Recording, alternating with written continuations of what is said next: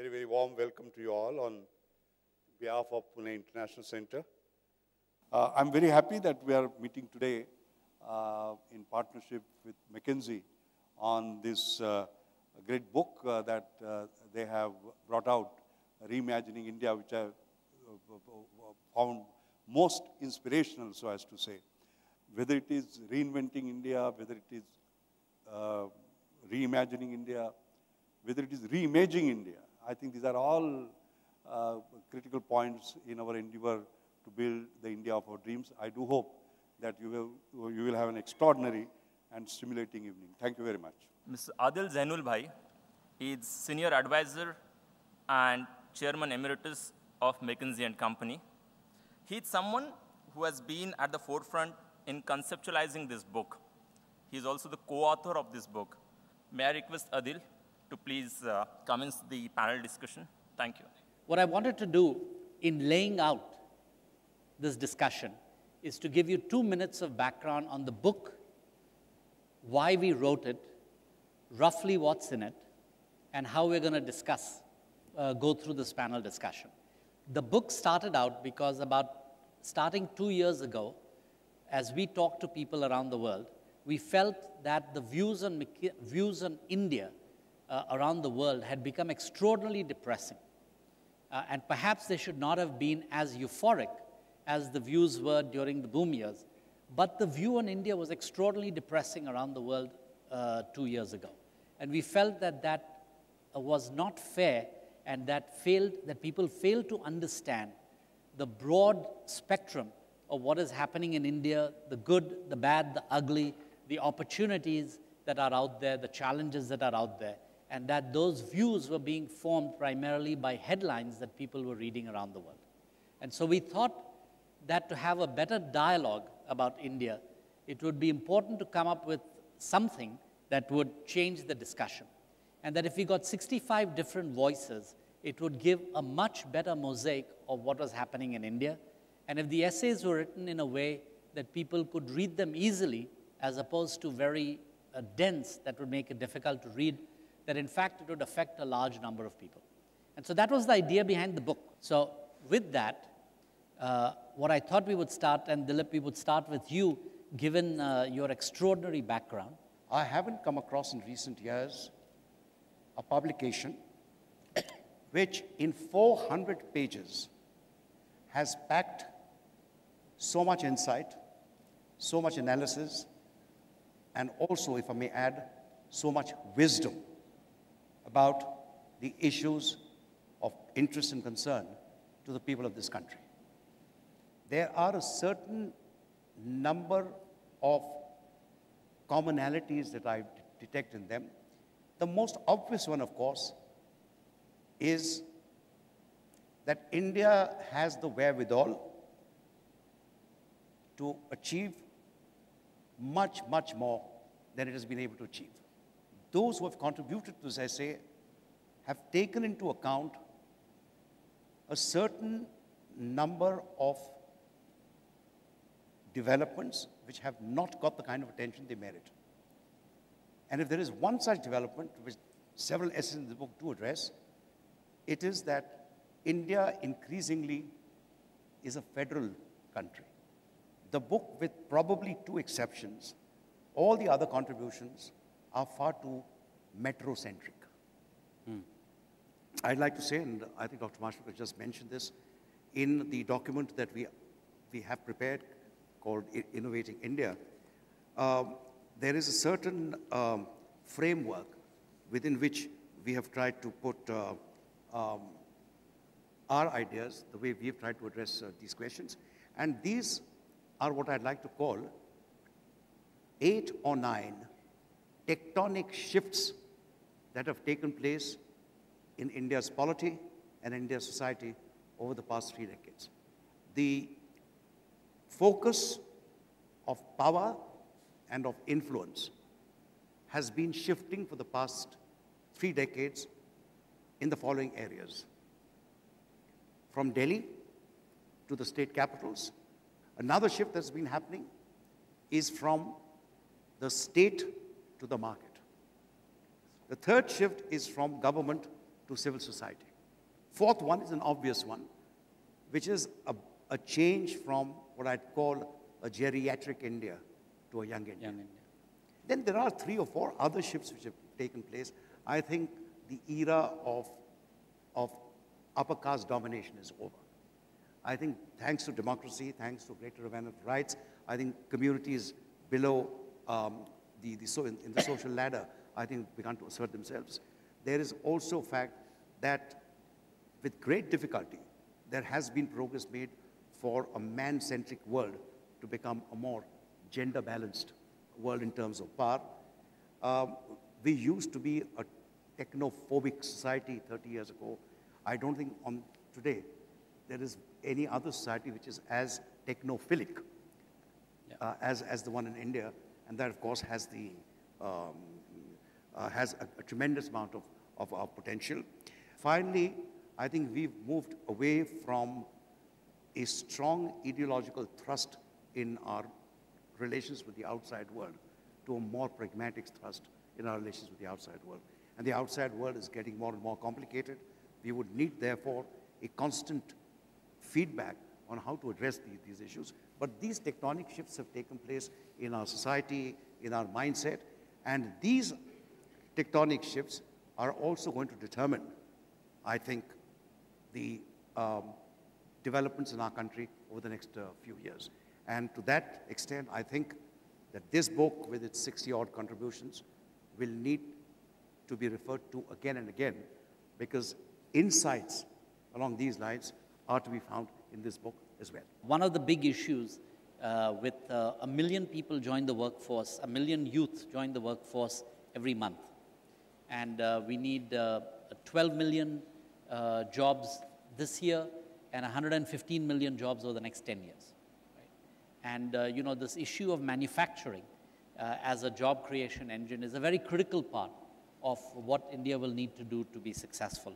And I wondered if you could comment on where we are today and what needs to be done, given Pune is such a big manufacturing base, but India is stuck at about 16 to 18% of GDP at manufacturing. China's at 30 plus. And you know, what would you say needs to be done, and where are we today, and what could be done? Currently, the substantial engine of growth in India has been services. And I believe that creation of jobs in manufacturing is finally going to be extremely critical for absorbing all the talent that we are generating. I would think that it's going to be a combination of policies for growth and policies for governance. And I believe that the two of them are equally important. On a short-term basis, what I recognize is that we need manufacturing growth to be delivered by, or to be ignited by, the growth that we are going to need in infrastructure investments, the things that we need to do on the energy sector. And these, I believe, could be the primary engines for growth. But I believe that the quality of education that we are currently delivering in the country is something which will not support our manufacturing job growth unless we do something about it now. If you look at the state of the education in most of the states, we find that, you know, the students in the 4th grade can't read their mother tongue. I know in Pune people can't read Marathi if you are in the 4th grade. Today, our industry, the IT industry, engages a lot of engineers which come out of our engineering colleges. And our industry has come to a conclusion that only 15% of the engineers are capable of being given a job. I'm afraid that the manufacturing industry will tomorrow find out that only 15% of our 10th grade students or 5th grade students are capable of handling a manufacturing job, unless we do something significantly different in education. So at a first level, when we are talking about absorption of people in manufacturing, I feel that we need to do a lot more in the area of energy availability, in the area of basic infrastructure investments, or making funds available. At a slightly larger scale, we have to do a lot on getting our people ready for education. I also believe that we need to address some very underlying theme when it comes to our investments. I believe that we can't, in India, for example, say that if we invest X 100,000 crores in infrastructure or in power, we will get such and such results. Because our latest results show that our capital output ratio is consistently going down, which to me means that the quality of investment that we are making in sectors such as infrastructure or power is very low, which to me means that we are not all the money which is being put in those sectors is actually going to this sector, and there is a lot of money which is being wasted or taken off the system, and therefore the issue is really governance. And I believe that any action that we take will have to be taken in the context of governance in every aspect of our public investment. And I think I'll probably talk a little bit more about it, but I feel it's a core issue that we need to address if we have to make any change in our society. It's high time we address that frontally. Sirish, can I ask you to talk about urbanization? There's a lot of, whether politicians liked it or not, there was a huge wave of urbanization over the last 20 years, relatively poorly planned because it was not accepted. I'm personally passionate about urbanization. I'm also a little bit scared, and I also am a bit angry. Okay. The issue is this, that we are 30% urbanized. That means 30% of our population lives in cities today. This number is expected to go to 90% over the next 100 years, okay? Because every country lives, more or less 90% of the people live in cities. Okay? So that's the path. Now, over the next 20 years, our calculations say 250 million people, which is more than the population of United States, will get urbanized. Okay. So business as usual, we are talking about 4-hour traffic jams. We're talking about 600 vehicles per lane kilometer. We're talking about water shortages. So business as usual is a mess, which we are already beginning to see, by the way, right? I'm sure that the amount of time it took to you to reach this place 10 years ago. And sometimes I know infrastructure projects come up and it's not uniformly true, but you will see that business as usual is a complete mess. Now, what are the solutions? I think the issue is this, that when urbanization is concerned or when cities are concerned, I believe that Indian constitution actually did not think through the third layer of the government at all. I mean, I know we have a municipal government, but it was not thought through. Federal level, okay, I mean, we can criticize it, it's fine. State level, we can criticize it, it's fine. But at the city level, what happens? In every city in the world, and we wrote a whole report around it, every large city in the world, there is one person. You don't have to put to 5 people, municipal commissioner, the MP, this, that. No, there is one person, okay? And he is accountable and empowered. Second is related to funding. Do you know how much money Pune will need over the next 20 years so that we don't land in a mess? That number is 3 lakh crores. Okay, it's 13,000 crores a year. Do you know how much money is being spent currently? Less than 1,000. Less than 1,000 crore a year for a city which requires 13,000 crores a year. Of course, you will say that where will this money come from? I'll talk about it. I mean, there's a whole set of institutional mechanism. The money can be raised inside Pune. 70% of money. So it's not like you need to go out. You take the 2030 master plan of London.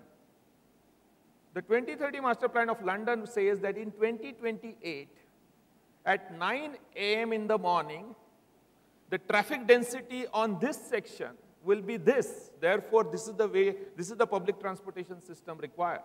I don't think that we know in Pune what will the traffic density even next year, right? So what I'm saying is that if you take governance, if you take funding, and I just talked about planning, and these are not big issues. I think something that, while it makes me angry and it makes me sometimes depressed, I believe anything can be fixed in 10 years. Anything can be fixed in 10 years. What is required, and something you talked about, a tectonic shift from government to civil society.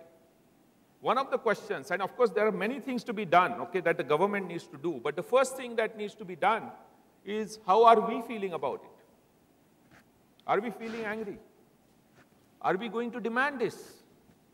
Is the 2014 government that is going to come to power in Maharashtra, is it going to be responsible to the city of Pune and the other cities in India? Are we going to demand it? Are we going to become angry? So that's where it will start, I believe, because we can go and tell the government a good report. They're not going to listen to it till this room and many other rooms like this demand it, right? So that's what it is. So that's what I hope, that some of the anger and some of the depression that I feel also comes into you when you think about your own city. Dr. Mashelkar, you've had a long history on innovation, and I'm going to ask you to comment on, there are several chapters, there are several essays in the book that talk about the power of technology, given high-speed networks, wireless networks, smartphones, etc., a teledensity of almost 90% that we're going to achieve, that those and other technologies could allow India to leapfrog and accelerate development in education, healthcare, financial services, and governance. I must say, I really was inspired while I was reading the book. Didn't read it at a stage. Some of the chapters I had read even earlier and found them extraordinarily thought-provoking. The second is, they are going to make an impact on our lives sooner rather than later. In fact, it is imperative that we use this new technological progress that is coming up to propel ourselves. So I think we need to create a sort of landscape and a vision for ourselves on how we are going to sort of ride and look at the kind of challenges that we have. And India has its own challenges for which we have to find solutions. Let me explain.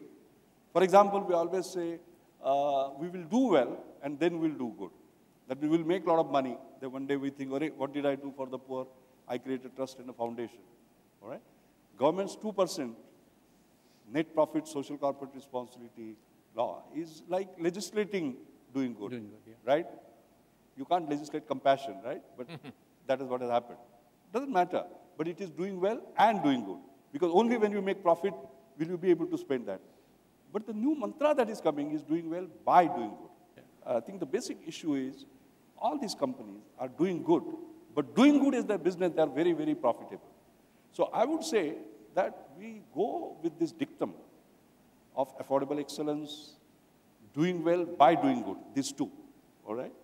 And then you can create a map for India, you know, where I'm not interested in some Indians doing well. I'm interested in India doing. You can do that by using that. Thank you. Thank you all for coming here.